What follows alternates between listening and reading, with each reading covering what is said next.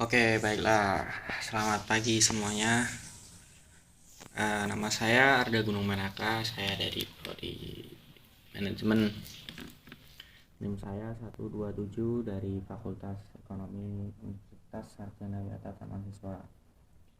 Di sini saya akan membahas tentang apa itu yang namanya BOP.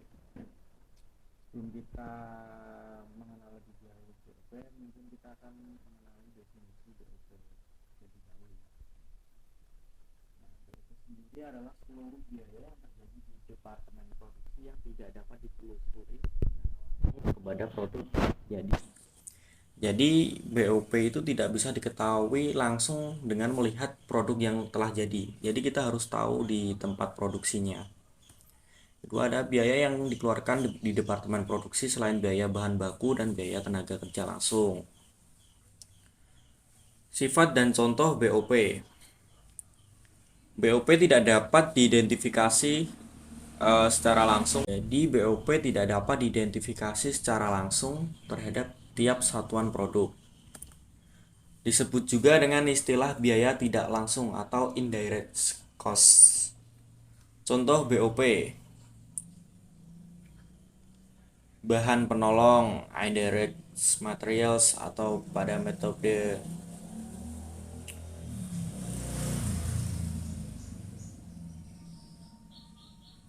bahan penolong tadi ada motor.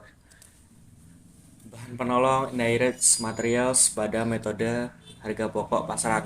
Astagfirullah, ya Allah. Lanjut. Kedua, ada biaya tenaga kerja tak langsung atau indirect factory labor pada metode harga pokok pesanan.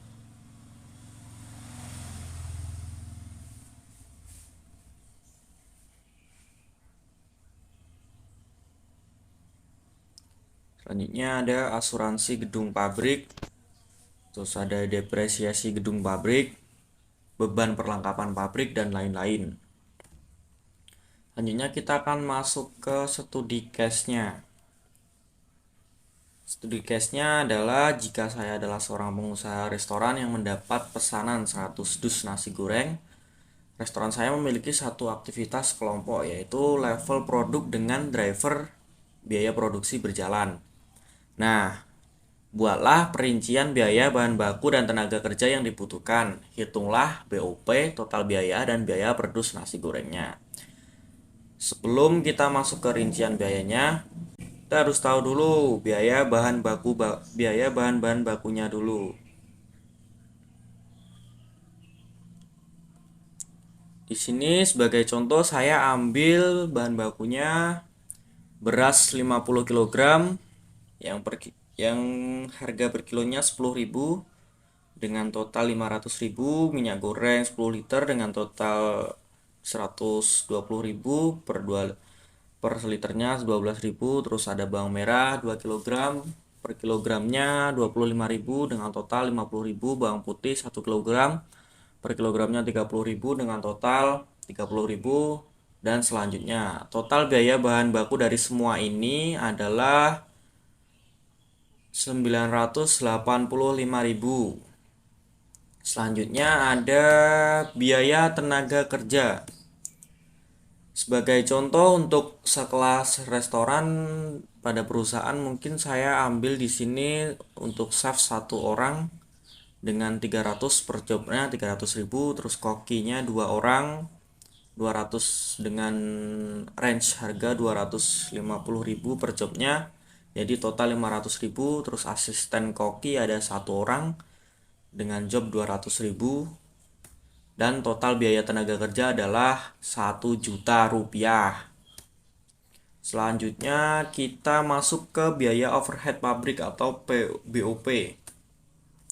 Di sini sebagai contoh saya ambil BOP-nya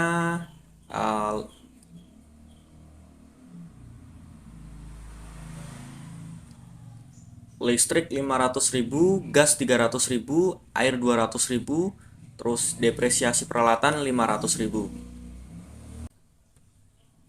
Dan total BOP-nya ada 1.500.000. Nah, terus kita akan mencari total biaya produksi dari semua ini, dari pembuatan nasi goreng ini. Di sini biaya bahan bakunya ada 985.000, terus biaya tenaga kerjanya ada 1 juta, tadi udah dihitung.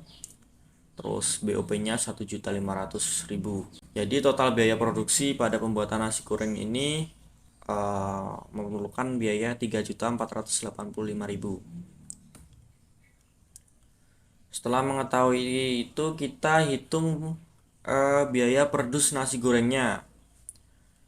Menghitung biaya per dus nasi gorengnya itu kita bisa mencari dengan total biaya produksi tadi yang ada di slide tadi, terus dibagi dengan jumlah pesanan nasi gorengnya. Total biaya produksi kita tadi ada berapa? Ada 3.485.000. Terus jumlah pesanan nasi gorengnya ada 100 dus. Jadi 3.450.000 dibagi 100 dus sama dengan 34.500.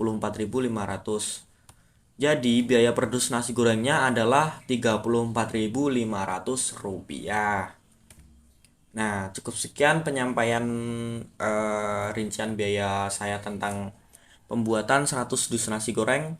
Kurang lebihnya saya mohon maaf. Saya Arda Gunung Menaka mengucapkan terima kasih. Salam dan bahagia.